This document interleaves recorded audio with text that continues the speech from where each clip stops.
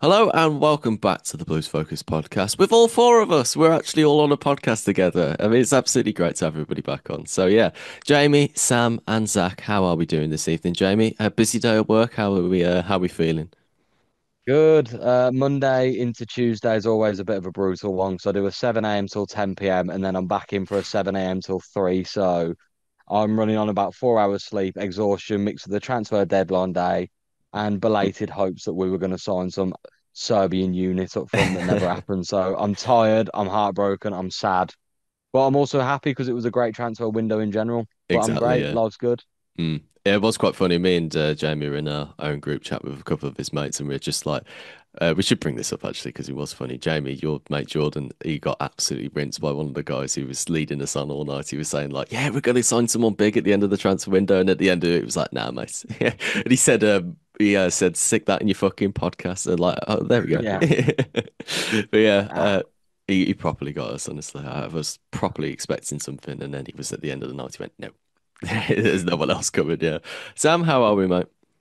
Yeah, all good. Likewise for Jamie, just kind of scrolling through Twitter, just seeing if there's any updates to do with Blues. And yeah, there was two transfers that came in. I think there was what, three or four that departed, someone loaned, someone permanent. So I think all in all, a pretty positive transfer window. And yeah, Mm. excited to talk about some of the transfers that we made yesterday.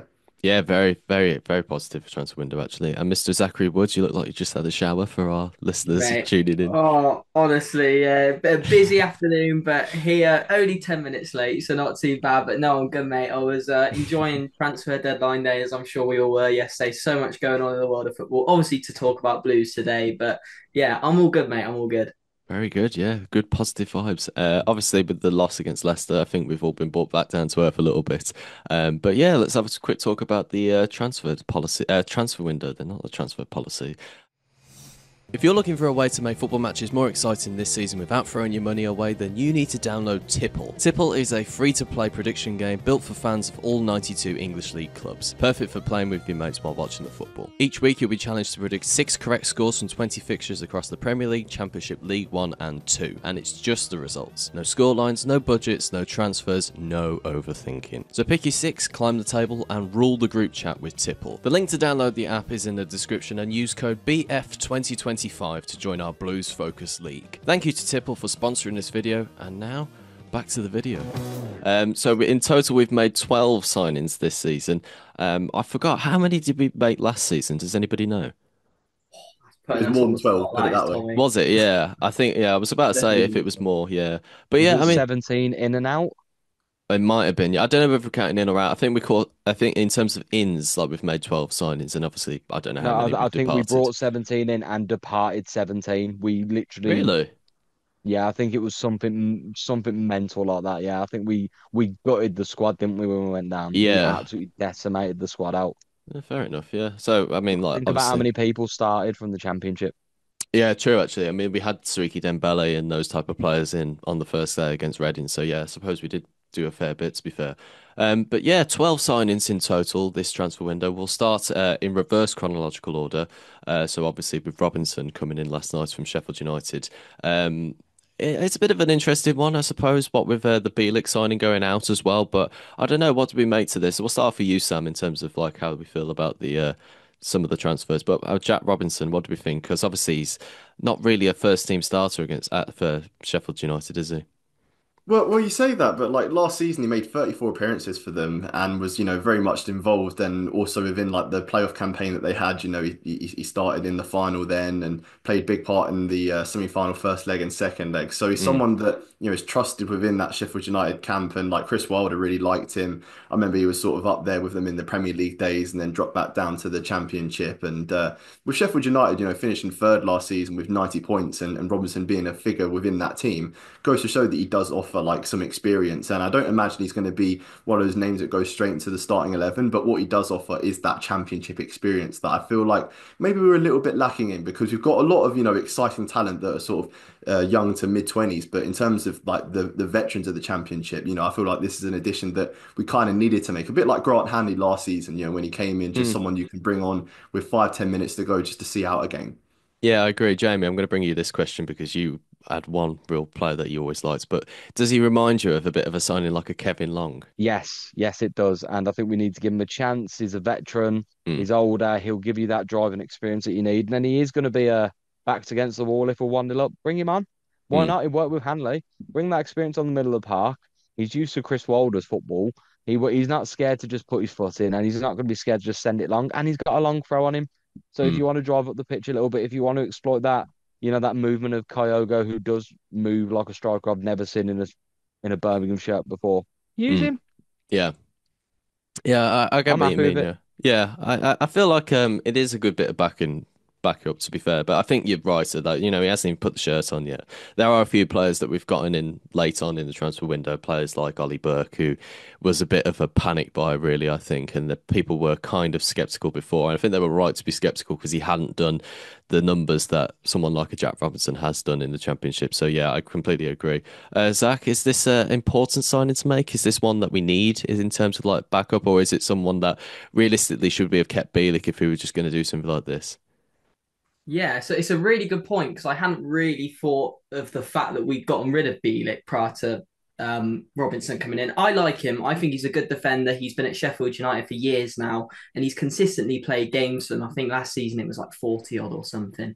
Um, uh, these types of players that come in without trying to get into Patrick Roberts as well right now, but these types of players are coming in not to replace the likes of Kyogo, Stansfield, Neumann, Mm, Clara, because it's never going to happen. That's not what they're here for. They are here to come on in the last 20 minutes to see out a game, or come on for the last 20 minutes and try and nick a goal for us. So I think these two signings that were made yesterday are more than fine, both with plenty of experience, especially in the Championship. Two good players as well. I think signings like this, you look across the 92 and all football clubs, there's probably one or two teams that have unbelievable quality, 10 out of 10s in the starting 11 and on the bench. The other 90, 89 clubs, very rare that you get a starting 11 as strong as the bench. So mm, all clubs have these types of players that aren't quite going to start, but are going to come in and just bring you that experience, bring you that quality in the final 10, 15 minutes when the likes of Stansfield and Kyogo are getting tired, Neumann, Clara. So I think two very good signings. I'm more than happy. I think overall it's been a fantastic window. I think, look how far we've come in such a short it's so space of true. time. Yeah. I don't think Blues fans have too much to complain about at the moment because life's pretty great in it. Mm. No, absolutely. I mean, like to make those type of signings, and obviously one last night that we did make, Patrick Roberts, I was very pleased with. And I saw a few Blues fans actually a bit disappointed in this. Jamie, what do you think to that? Listen, anyone who is a football manager connoisseur between 2015 and 2020 knows the ability of a Patrick Roberts. Mm, Listen, we've seen this man play against us for Sunderland.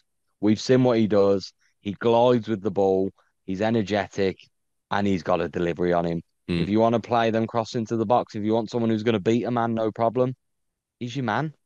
I'm all about it. I like it. It gives you a balance of a left-footed attacker as well, or he'll cut in on the left even. I'm not sure if he is left or right-footed, but he mm. gives you that balance. It's another winger as well. We were screaming for more wingers.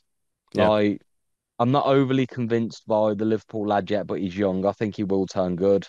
I think Keshi still got it about him, but it's good options to have.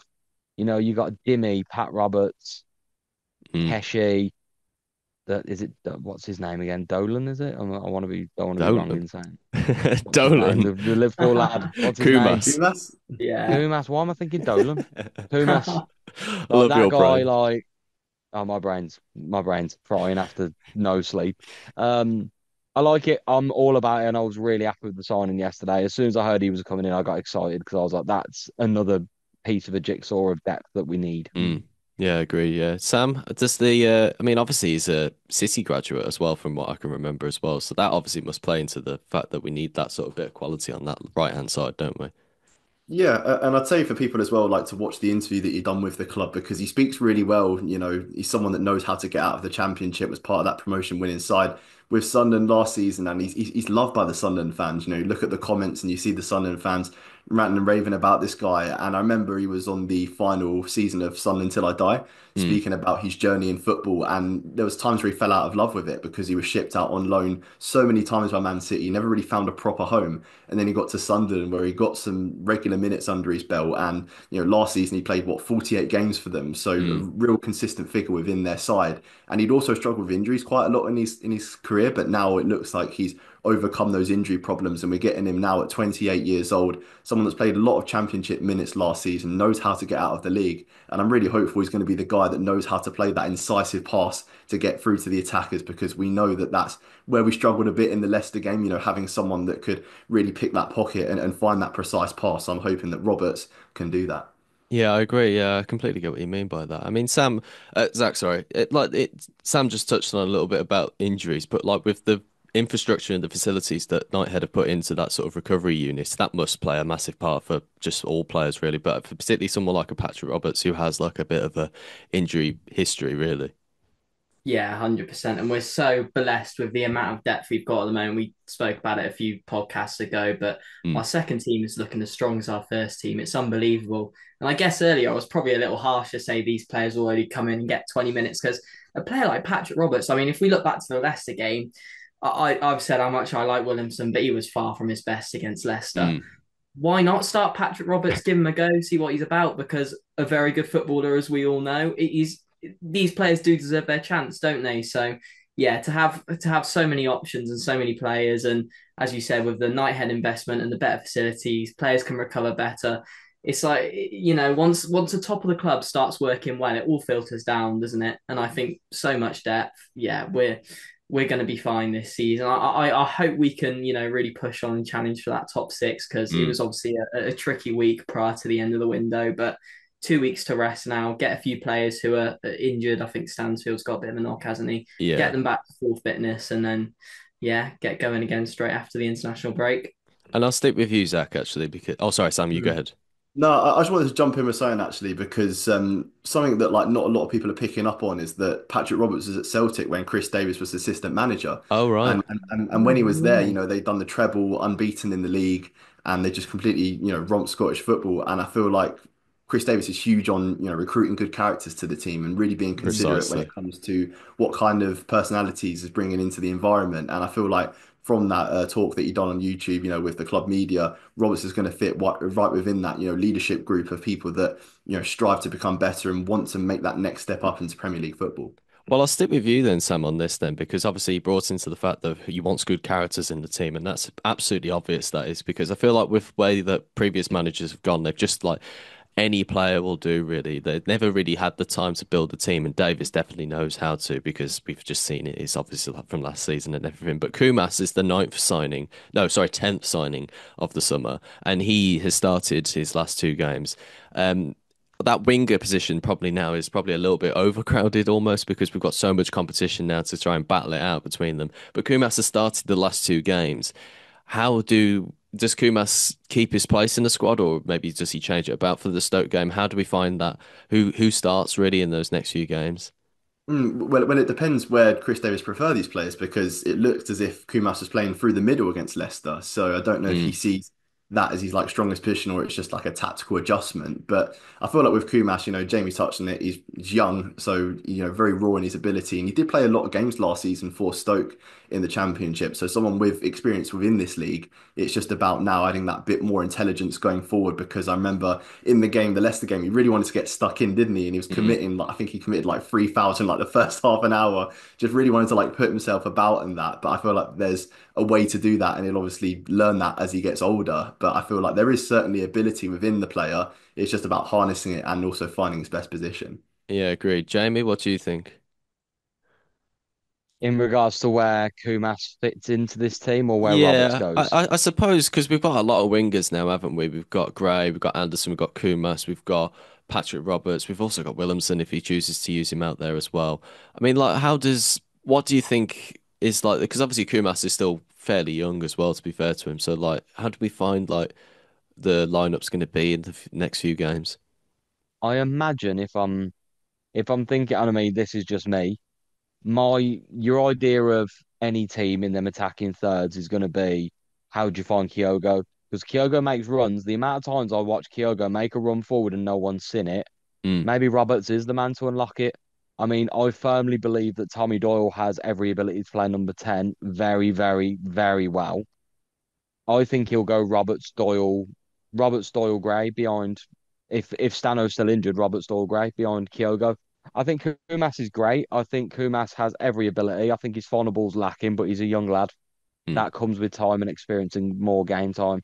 He was in a bang average Stoke team last year. Let's be fair, look where they finished. This season they've started completely different. I Mm. think initially, if you're gonna play Roberts, Doyle, Gray with a Kyogo up front while Stano's injured, I think it'd be great to bring Keshi and Pumas on late against tired legs and let them just go at them because that's Yeah. what they're gonna do. Yeah, I agree with that. I think it was me and Sam were talking about that the other day about what we'd line up with Stoke. But yeah, I think me and you, Zach, had also talked a bit about like what lineups we fancy in the future. But like, does Kumas start against Stoke? Is he, has he tried a little bit of, I don't know, but like, do we see maybe a bit of rotation in the squad? Yeah, well, it's interesting. I think before I answer that question, I think one thing that's been quite key in the way Chris Davis sets up is that adaptability. We are seeing a lot of that front four interchange where they're playing.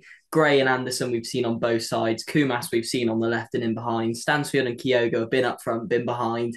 Mm, Everyone seems to have played everywhere across that front four, which makes picking that front four even trickier because you've got more players and more options as to where to play them. I think Gray is cemented on that left, and I love Keshi Anderson. I think he's brilliant, but I just think that's Damari Gray's position. I think that's his place in the side. I think Kyogo does start up front if Stansfield's still out injured, of course. And yeah, then it's your right winger and your player in behind. We've got the likes of Tommy Doyle who can play in behind. We have seen the strikers, as we said, we've seen Marvin Dutch playing behind, we haven't really seen what he's all about yet either. And on that right hand side, as I said, I love Williamson. I really thought the Leicester game was his chance to sort of mm, keep that place on the right. I did think he was really poor, so I can see Robert starting on that right hand side potentially next game. And in behind, yeah, Tommy Doyle could be an option. We have so many options; it's ridiculous. I mean, Tommy, what do you think? Who do you think fits into that front four? Who plays best? Well, I saw Kane Styles was talking about it on Twitter the other day, and I think he put like something that I would agree with. I think he goes for like a Patrick Roberts, Gray, Doyle, and Stansfield front four, and I think that is the most sensible choice at the moment because you want to get Patrick Roberts some minutes. I don't think Kumas should start, if I'm being honest. I feel like he did well in the Port Vale and Leicester game. To be fair to him, I think he threw himself to the floor a little bit too much, which I'm never in favour of. I think Patrick Roberts just has like you were saying, Sam, just so much more championship experience, getting promoted as well. So he knows how to be in part of a winning team and he knows Davis quite well. It just depends if Stansfield's going to be back, which obviously we'll move on to the next thing about strikers because the ninth signing of the season, from memory, if serves me right, was Marvin Dux. I mean, like, I quite like him, I think he has brought something already that you can. He's a bit of a different striker. He's not just the big lump up top, is he? And I think he did that pass he put for Gray in the Leicester game was a real good opportunity for Tim to get his first assist. I think he brings something else. But Zach, you were touching on it a little bit, so why don't you enhance on that a little bit? Yeah, it's interesting because I'd be totally lying if I said I've seen much of Marvin Dutch in Germany, and we've only seen a handful of minutes so far. However, his record completely speaks for himself. His record's unbelievable, and I think he's that without insulting Lyndon Dykes, probably that bigger, stronger, more technical Lyndon Dykes. I think he's Yeah, the player that the club have wanted for a while and tried to bring him with Dykes. And Dykes has been good, don't get me wrong. That finish against Blackburn, that shows the quality he's got. But I think that Marvin Dutch is almost that not Dykes replacement, but what the club have been in search for, a big, strong, powerful striker who's a great yeah, finisher of the ball.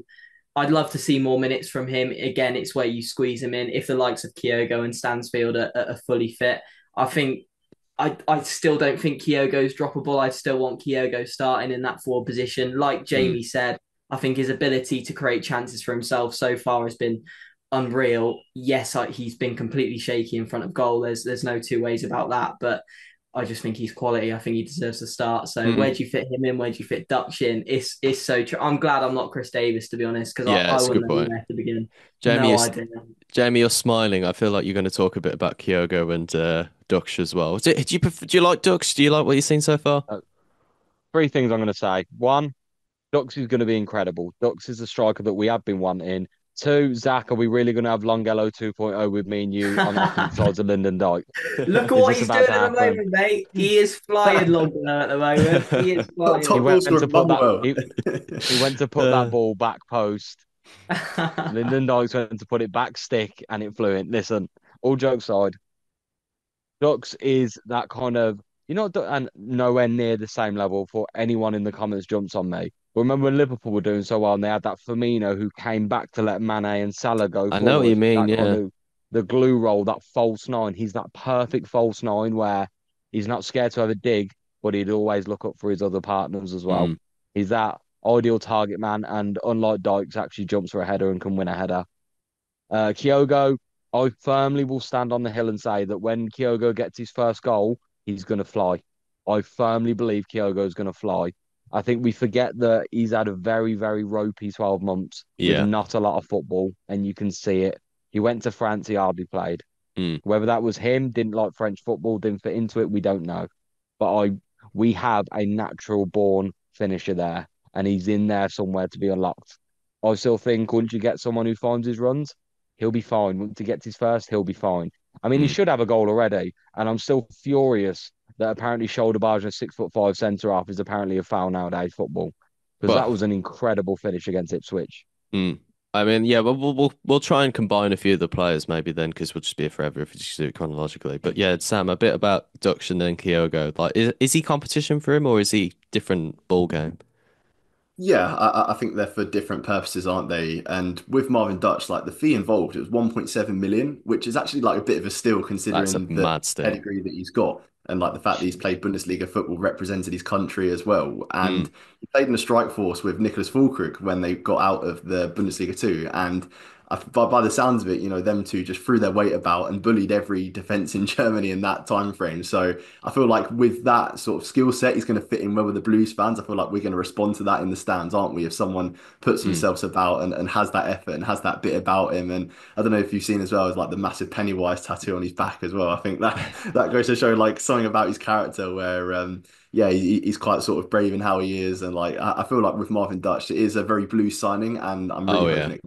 Yeah, he reminds me a bit of Gary O'Connor. I don't know about you, Jamie, but that sort of like madman up front, I like him. But I think, He's giving me shithouse vibes, and I love yeah, every part of it. He's giving me like legit brick wall kind of shithouse, like in terms of I'm winning this header, I'm going for this ball. mm, Like Christoph Clara's signing was the first player where I've looked for a long time and gone, that man would legitimately headbutt through his own nan to win the ball. Like, and Marvin Dux is that kind of a man where he will literally, he's yeah, getting that ball and he's asserting himself and he's dominating these defenders and he doesn't care. Once he's up and at it because he's coming off an injury, I think Sam and Zach are correct in saying that there is a tough choice for Davis to make, a very difficult one at that. Agreed. Yeah, definitely. I think you're right actually about the assertiveness. I think that they've got it in their arsenal to really go for things and ch take on choices that, might not come off at times. But I feel like as long as we get that ingrained into the players, I think that's all that matters then, isn't it? Because at the moment we seem a little bit reluctant or a little bit afraid if a pass doesn't come off or if we take on the wrong shot or anything. But all I'd say for the players is just that if they do make a choice, they've got to be assertive about it. And I think we saw that against Leicester the other night, where we're just a bit iffy about things here and there. But like, we just take on the thing that we're going to do, even if the player intercepts it or the ball, if the shot goes wide, that bit of assertiveness will go far. Definitely, I feel like that's definitely key for a lot of players this season. I've lost the the chronological order I was going in, so let's just kind of wing it because we always do. To be fair, we talked a little bit about Kyogo, so let's just head to the other end of the pitch, to one of the bright sparks, no pun intended, Bright Asai Samuel, who already has a kind of an assist to his name with the setup against Ipswich. But Sam, you were talking about this the other week about his sort of involvements and everything, but he has been like straight into the team, hasn't he? He's something that I don't think anybody really expected, really. But he's been brilliant so far, hasn't he? I really like him, and when we first signed him, it was a bit unsure whether he was going to be used as a winger or as a defender because at Fenerbahce he got moved down to right back, where he was managed by Jose Mourinho, and you can see sort of the grittiness about him. And again, that's something that falls into the same category as Marvin Dutch, where with these players, you know what you're going to get with them in terms of like their physicality, and I feel like that's something that we have added to our squad over this transfer window because in League One last season, yes, we did have a lot of physicality about us, but I feel like this physicality is also matched with like ability on the ball. And I feel like Asai Samuel has that a bit as well. Like in possession, he may look like a little bit clumsy at times, but there's a lot of times where he just emerges with the ball and finds that right pass. And that's what I like about him. And Mm. yeah, he's not afraid to put himself about and he's gone straight into that right back position. So obviously Chris Davis has seen something that he likes that has given him the edge over Ethan Laird, but obviously with Cochrane's injury, Laird's gone over to left back, and it's going to be interesting to see what happens when Cochrane returns and who starts in that right back position. Yeah, Zach, I'll actually ask that question straight to you then. If Cochrane does come back, does Ethan Laird ever see another chance? Oh wow. We've said before he has to. I think it's almost a non-negotiable because I think he's such a talented footballer, still so young, still got plenty of time for development. I don't think it's a case of we can just drop Ethan Laird. He's got to play football, whether it's with us, whether it's another club. I'm not bothered. He needs minutes. He needs that game time. I don't think we'd loan him out by any means, even Mm. if Cochrane comes back and Asai Samuel keeps his place because he's such a useful player to have. One of them's injured, and the fact he can fit in so seamlessly either side is such a plus. But Laird needs game time. Absolutely. Once Cochrane comes back, he still needs to be coming onto the pitch at 70 minutes. As Sam said, I think Asai Samuel's looked fantastic since coming in. He's morphed into the side so seamlessly. Our Mm. defense last season was incredible, and the fact that two of the four have sort of come out and been replaced so effortlessly is brilliant to see. So yeah, there's going to be some real competition between Asai, Samuel, Laird, and Cochrane, and who keeps their positions once Cochrane's back to full fitness. I think Asai Samuel's probably in that right back role, isn't he? It's just whether Laird is favoured over Cochrane after a few weeks out. So yeah, we'll just have to see. Definitely. We're going to the other side of the pitch. Um, oh, we've got 10 minutes left. uh, Going over to the other side of the pitch then, Jay, what do you think about Damari Gray? Because obviously he's someone that he's a Blues fan and everything, he's coming back to the club. How do we feel about that one? Because obviously I think you've got a kind of a bit of a tenuous link to Gray, haven't you? It's like somewhere along that, your friends know friends and friends know friends and all that sort of thing. So Yeah. it's good to have him back, but how have you judged his performances so far? I don't think he's really put a foot wrong. I think Mm, should he have had a goal or another assist or so at the Leicester game? Probably. Was there moments, but I think that shoulder injury really hampered him. mm, I think you can clearly see within 3 games that teams are already deploying to put 2 men on Dimmy. He's a problem. yeah. People don't want to deal with him. He's quick. And I mean, I know I'm going back in the past, but can we talk about the flip-flapping between two players against Oxford? The way he just flipped it between two Mm, and ran through them. And the first touch out the sky, like this man oozes class on the ball. I Like, agree. and he's just direct. He's direct, aggressive, and not scared to run at people and do some step overs and run past them. Like that's what we need.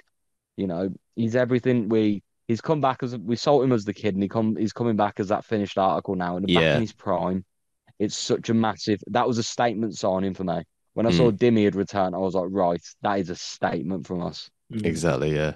Do you think his performance against Leicester was sort of judged by the crowd? Do you think Leicester's fans got on his back a little bit? That, but I think his shoulder injury was like he went down 3 times, didn't he? Like you could see he didn't want to come off. He wanted to give it all for us to. I think if anything, if he didn't get hurt, I think it might have been inspired him to go the other way and do a middle finger towards them. Mm. Like I think I it's a would bit have done that. harsh from.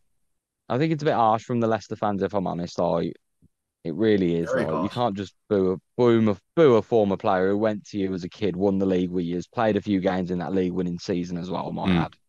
Like it's just We all know it's remember wind-up where you came tactics, from. but even still, there's a little bit of class. You could probably do a little bit more, but I don't care. I don't really care about Leicester fans, let's be honest.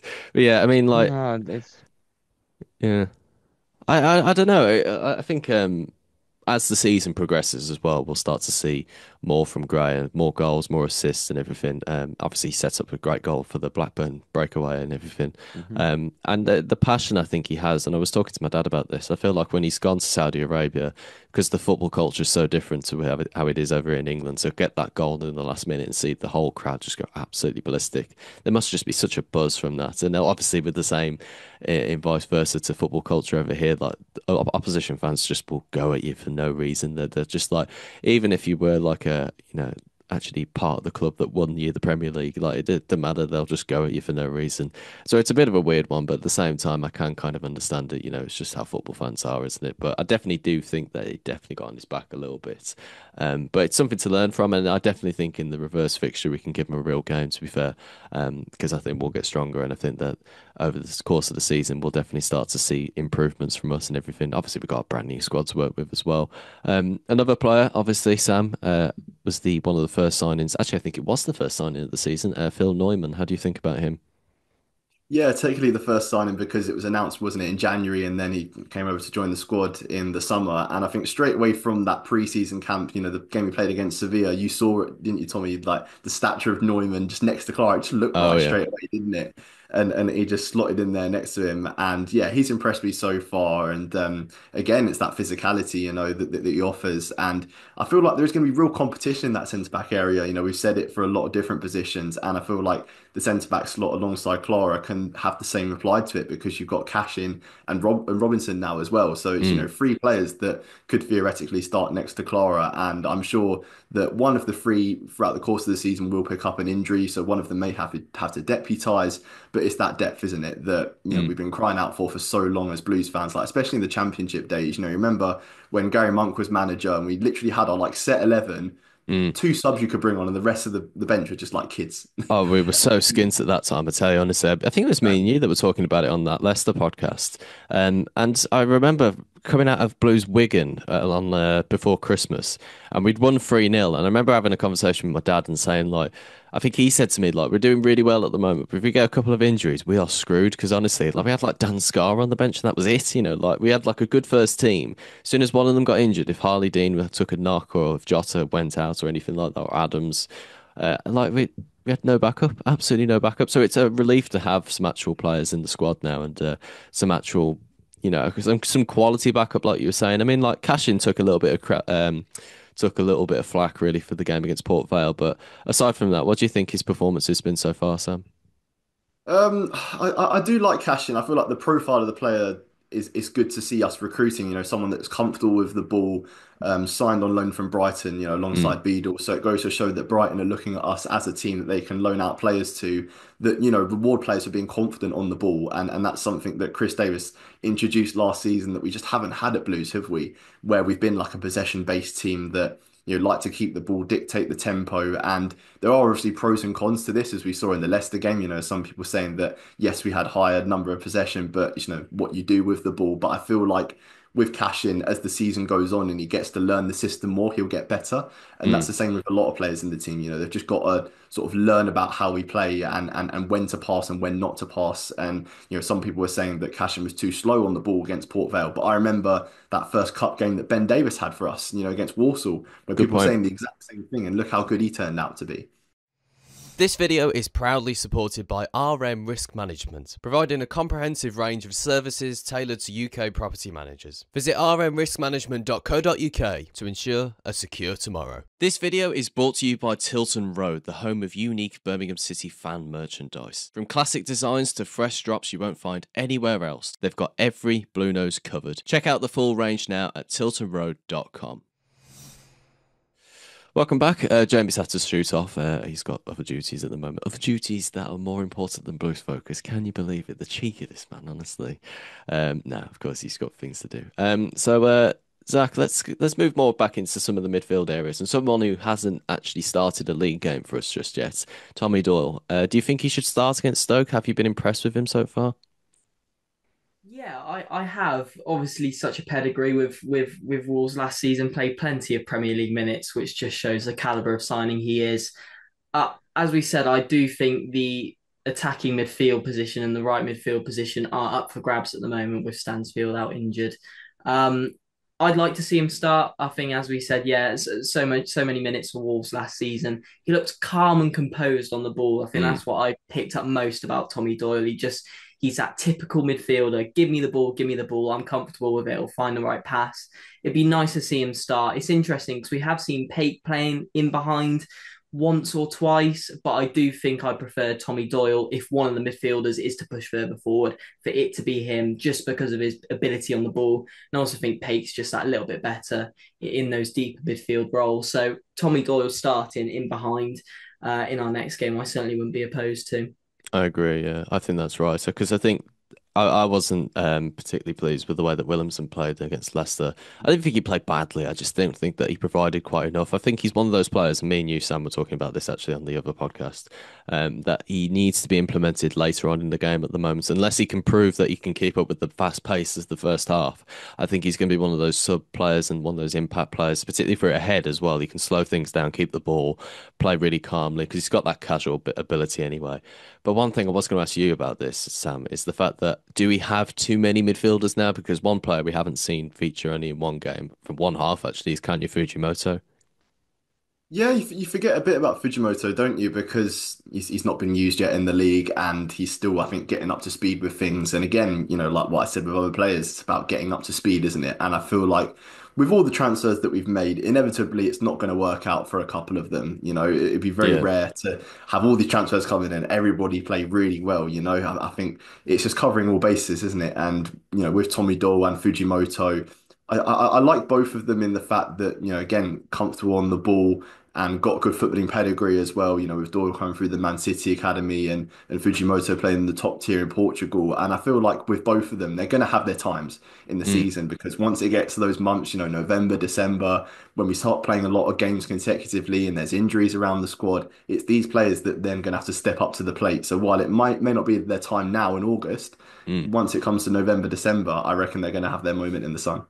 Definitely. And another player that is kind of in that moment in the sun, maybe, is kind of James Beadle, because obviously he went with the England under 21s, won the European Championship with them, but has only featured in cup games so far. And there's a few people who have not been particularly pleased with him. I don't think he's played badly. I think that the goal he conceded against Sheffield United was kind of unstoppable, really. He's caught him out, and anybody would be caught out as a goalkeeper like that. And I think that he's hit it with such accuracy as well. It swerves in the air as well. So when you see it from behind the goal in the reverse camera angle, you see the ball sort of go forward and it sort of dips as the physics of the ball just take it the other way. So it's a real tough one for the goalkeeper.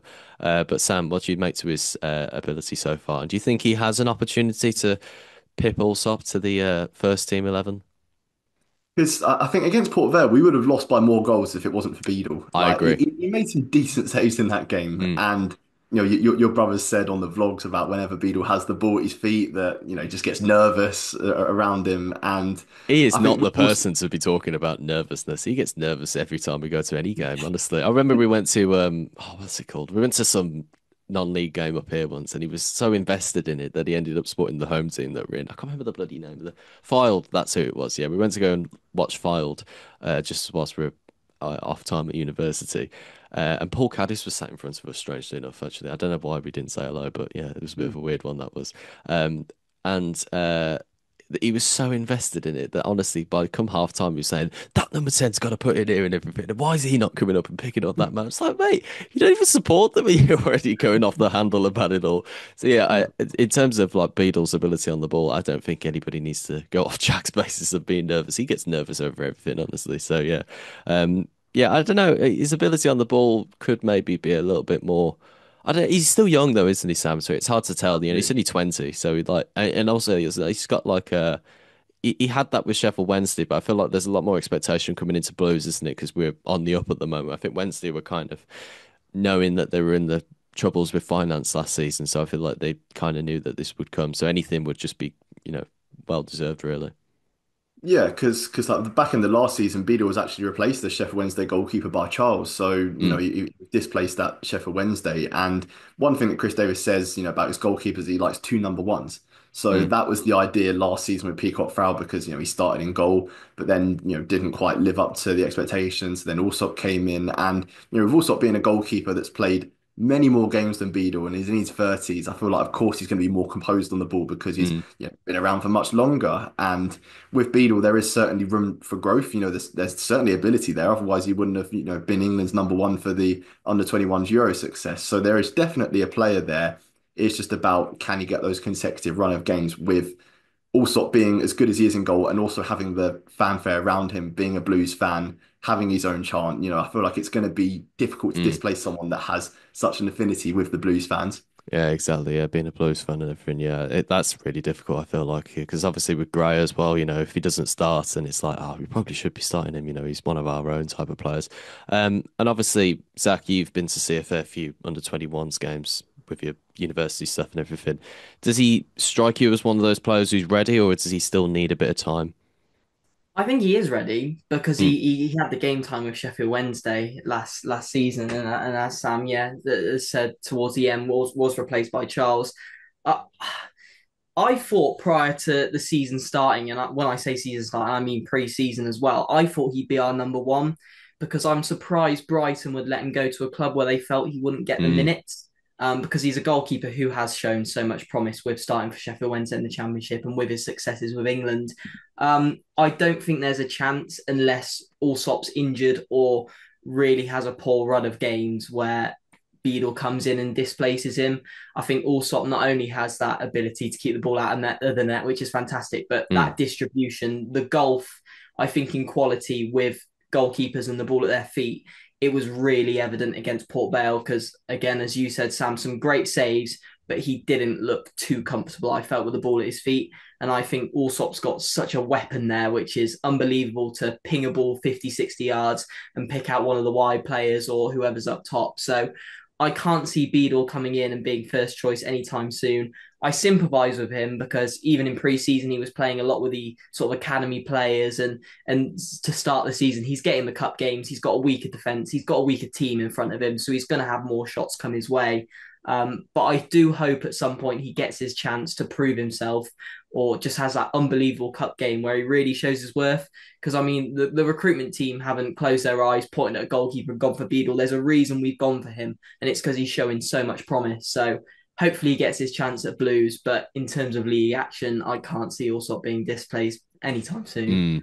It's a shame as well because obviously he's got some real potential about him, but that's how football is sometimes. And I'm kind of for that as well. I don't like the idea of just chop and changing just because you bought a couple of players. We used to be like that all the time. I remember when we bought Reda Kadra and he had a good first game and then he sort of just went off the ball after that. I was like, that was one of the weird things. It was should talk about this actually a bit more. We might do a whole podcast about this soon actually.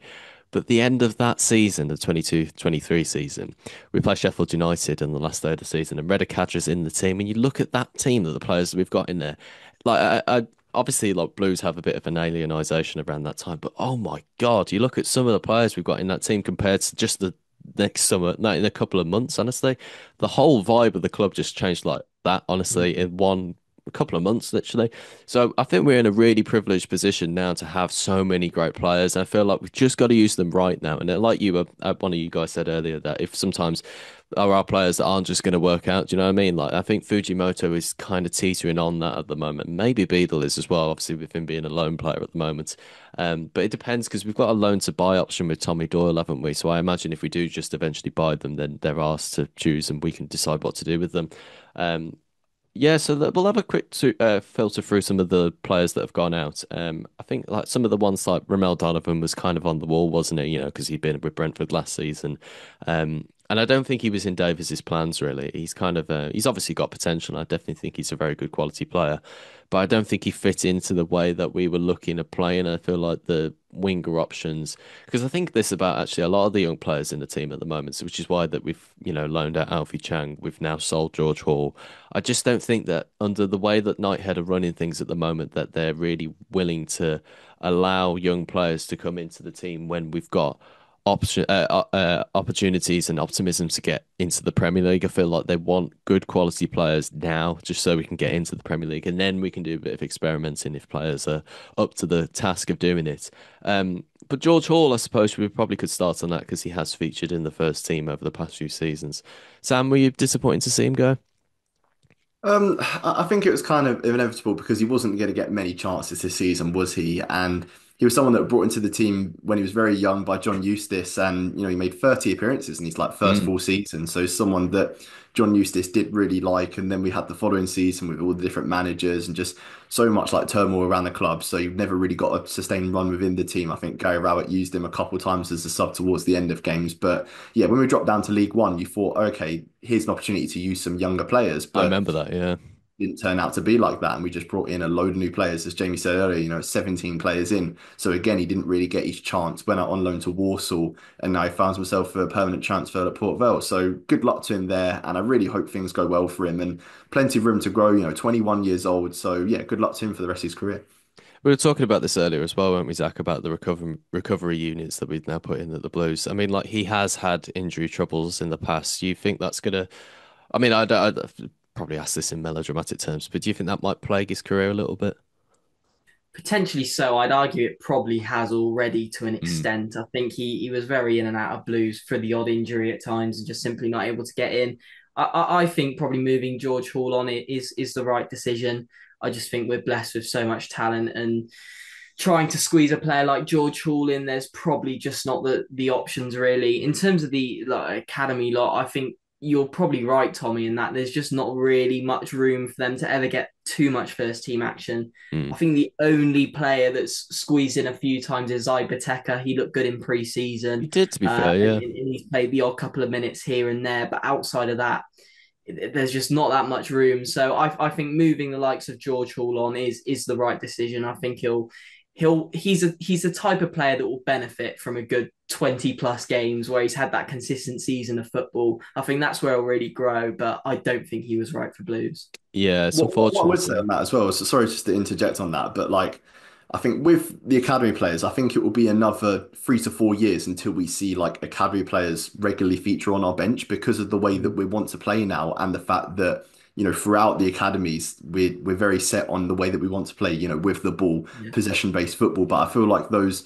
academy players that are like late teens, early 20s were brought through the Blues Academy playing a different way, without Mm. the ball kind of, and I suppose would like roll your sleeves up and like graft or whatever. And yes, that is part of the way we play now, but a lot of it is to do with possession football now. And I feel like in 3 to 4 years' time, when these kids that are coming through that are like, 13, 14 are old enough to make their like senior debuts, those are going to be the ones that are making up the bench. And I feel like with time and, with implementation of this philosophy, we can get there where we have these academy players that break through that can be on our bench that can hopefully make the starting 11 and make like really nice profit from them and hopefully Mm. be around for years to come if that's available. Yeah, Yeah. definitely. And on your point there, Sam, as well, that was something I can't comment on this season, but I heavily noticed last season is the age levels in under 18s and under 21s I predominantly watch. That is the way they want to play. It is very possession based football. It's not just a Chris Davis philosophy, it's a Birmingham City philosophy. And I think you're right. They want to build these players up to play that style of football with a vision of them potentially breaking into the first team in, yeah, 2, 3, 4 years. So it's interesting to see. It's not strictly first team.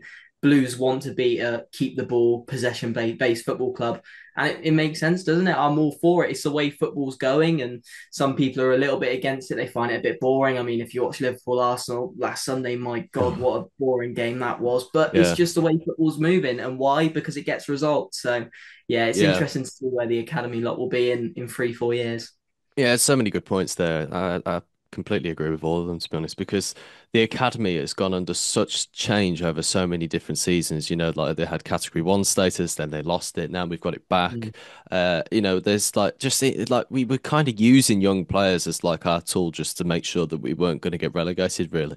And they always really performed as well. Some of the players that we had over previous seasons that were making the first team, actual championship experienced players, they just never performed to the likes of which Jordan James, who's obviously joined Leicester, George Hall, Alfie Chang as well, and a couple of others who I feel like I'm missing out. But they're honestly like we seem to have relied on young players for such a long time, and it's kind of weird now that we're having to move completely away from that now, just because Knighthead and I think Davis as well, are so driven on just getting to the Premier League, and I completely agree with them, because results all that matters, particularly in modern football now. And yeah, a little bit on that Liverpool Arsenal game. My God, I was fast asleep at half time. It was absolutely dreadful. It's just, I think the thing with modern football nowadays is that the entertainment value has just really plummeted since.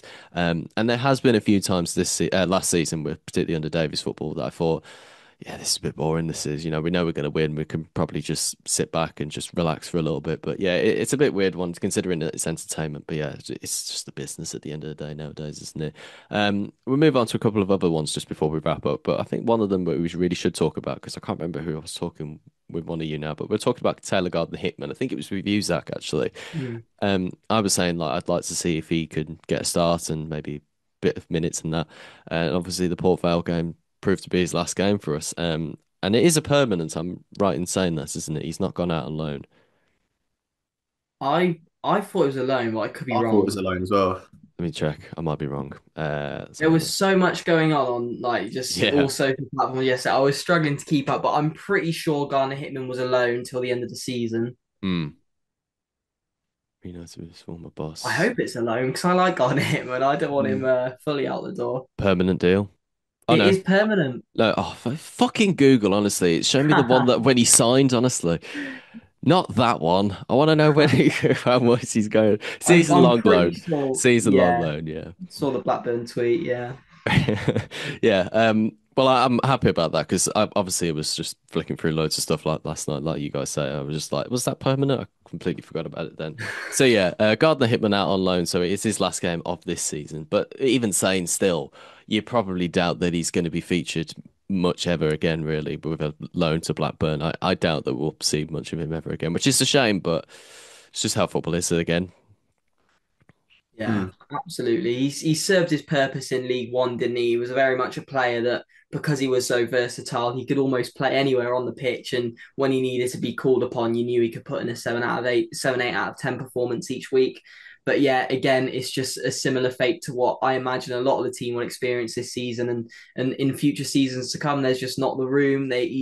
He's a good player, but is he better than the likes of Awata, Pake, Mm, Gray? No, he's not. So he's just not going to get the game time. So I think a low move to Blackburn is right.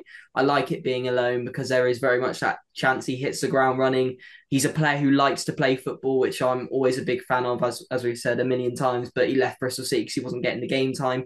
He mm, wanted that game time, and I'm sure it was the same case here. He's not a player who accepts sitting on the bench. He wants those minutes and he wants that experience to improve as a footballer. So I think it's the right move for both parties. mm. Yeah, agreed. Yeah. I think the problem is that we do just have a few too many players now. I feel like the areas that we probably could have improved on, obviously the window is technically still open for free transfers, so we might see someone like an Oxlade Chamberlain make a surprise suddenly a rival or something like that. We'll see how that one goes because we were linked with him a couple of weeks ago. Um, but yeah, it's interesting to see, isn't it? Just like how we've got so many different players and quite packed in certain areas now. Like before the window started, we had too many not enough wingers, and now we have too many. I would probably argue, probably got too many midfielders now, and then the strike force. We've got Stansfield who's currently injured. Kyogo is not quite to the standards we know he can be, and Dux who's only made a couple of appearances, and then Dykes who really I think was on the way out until deals just didn't come together and that sort of thing. So I feel like it'd be interesting to see what happens in the January transfer window as well, because obviously there's still deals that are ready for that and everything. But I think that's the aim now for the board to try and get like as many great results in as we can, and then aim for the transfer window in January and just see who's on the market really, and see who we can get in really, because there was crazy rumours flying about Mitrovic and Adams at the start of the transfer window, and then that sort of broke down. I would have loved that, to be honest. I feel like Adams is the perfect type of striker that we need at the moment. Mitrovic would have been brilliant, but I just think that there's just a bit too many like wages and things like that. I just think God, like because I saw he was on 400,000 a week in Saudi Arabia. I was like, no, we cannot compete with that. And FFP will just have us off with that sort of stuff as well. So yeah, it'll be interesting to see just how it all really pans out in that. But I suppose the final few questions that we should talk about this. I'll start with you, Sam. How would we score the transfer window out of 10? I'd probably go 8.5. Mm, That's what I'd say. Like it's a good window. yeah, I feel like it is a good window. I feel like areas that needed to be addressed were addressed in terms of, making the squad top end championship ready, which I feel like it is, mm, in certain areas. I feel like the caliber of play we brought in isn't the problem. It's just about giving them time to settle in. And I think yeah, this is the overarching theme of the first few games of the season as well. It's like not to panic. mm. Like I feel like the players are there, the ability's there. It's just going to take time for everybody to mesh together and just not panic. Is it a top two ready side, or is it a top six? Whereabouts in the table do you think it is?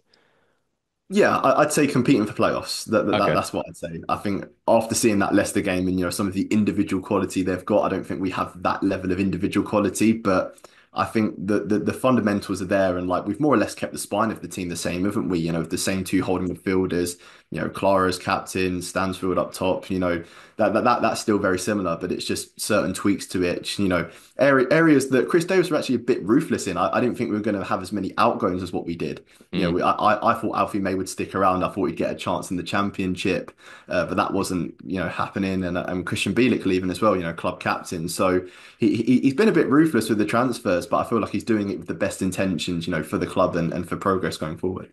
Yeah, it's a shame about Bielik and May. I think that they were like fan favourites really for us. I feel like it's just something that we're not going to be doing in the future, is it? Because we've had Duke, who's been like a club legend for over 10 years now, and obviously he retires, he gets a fantastic send off. I think May and Bielik would have been those type of players had we not been if we're not the club that we are now. You know what I mean? Like under different ownership, we'd have just been making heroes of these people. Rightly so, obviously, because they were quality performers for us, but they're not we're much more like a business now. We don't have time for sympathy, all those type of things. Which we're moving forward, we've got to make sure that we've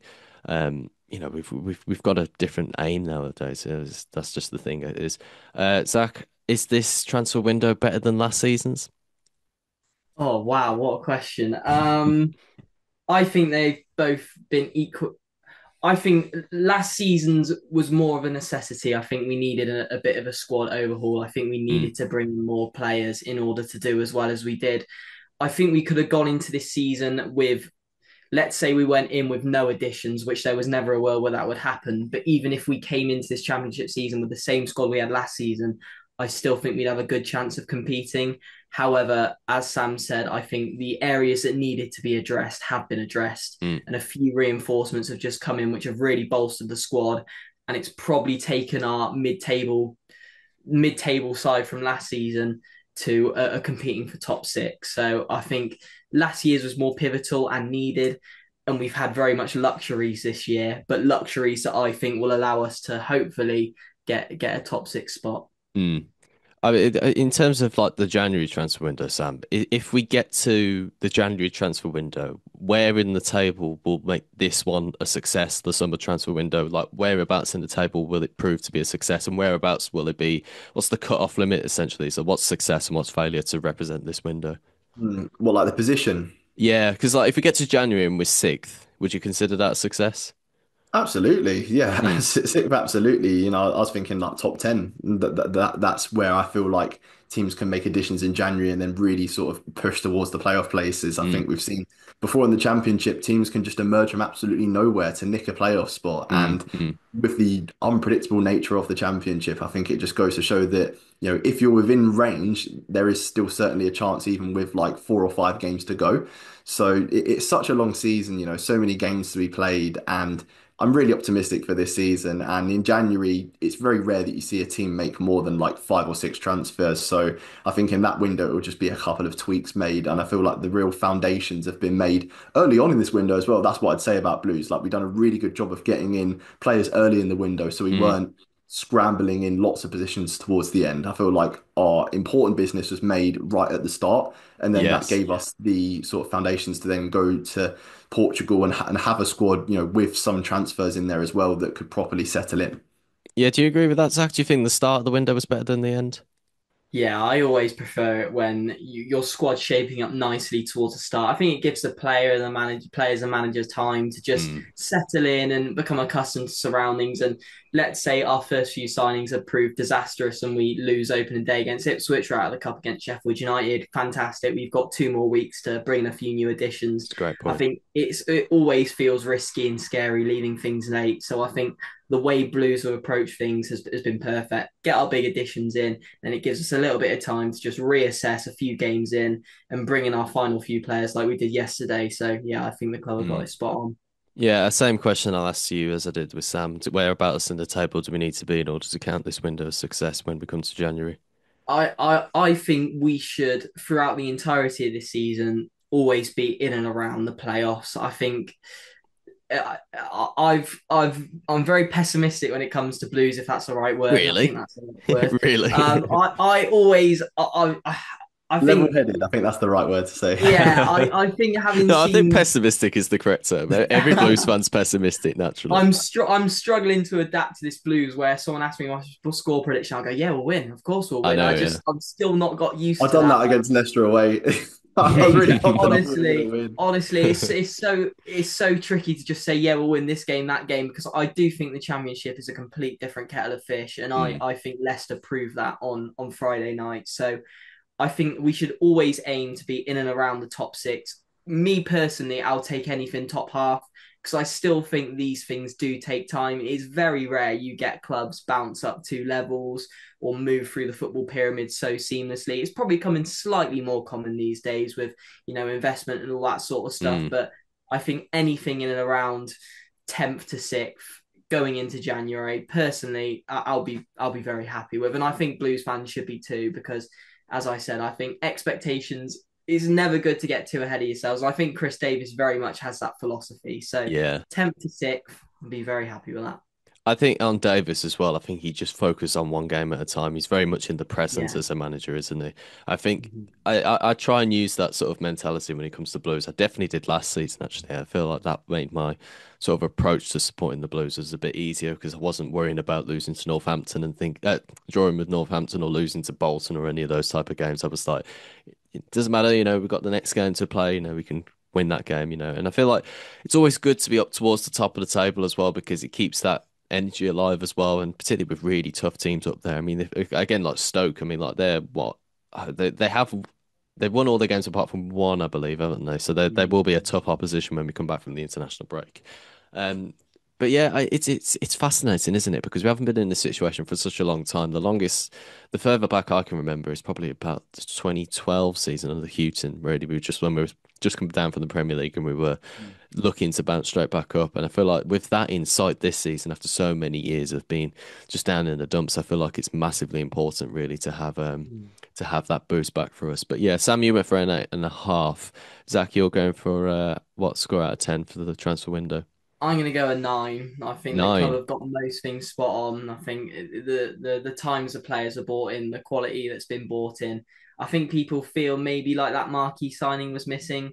Mm, I'd argue I just don't think we need it. I think we've got all the tools there to have a very, very good season. So I'd mm. give it a 9. Yeah, I don't know, 8.5, 9. Yeah, I think I'll go with you, Sam. I don't think I could give it a 9 just yet. I feel like I could put it up to a 9 if we do well up to January. And then I think the marquee signing, as you're saying, Zach, actually could come maybe in January. Yeah, Particularly if like I think the one that I would aim for out of the two rumored ones that we've had, I'd probably go for Adams because obviously he's playing in Italy, and Italy's a gorgeous country, lovely lifestyle, amazing people, and everything. So to come back to England where it's grey and miserable with weather and all that, it's a bit of a hard ask. But I feel like if you're willing to have, that sort of connection like Gray's gotten back now from coming to us, I feel like that's going to be the difference, really. Because I don't know, I don't keep up with Italian football as much as I used to, but of course, like in playing in Torino at the moment, it could be a bit of a tricky decision to make. I don't know. It'd be lovely to get him back, though. I feel like it would really round off everything. But yeah, I'd go for an 8.5. Could be a 9 come by January and everything. And who knows what can happen there.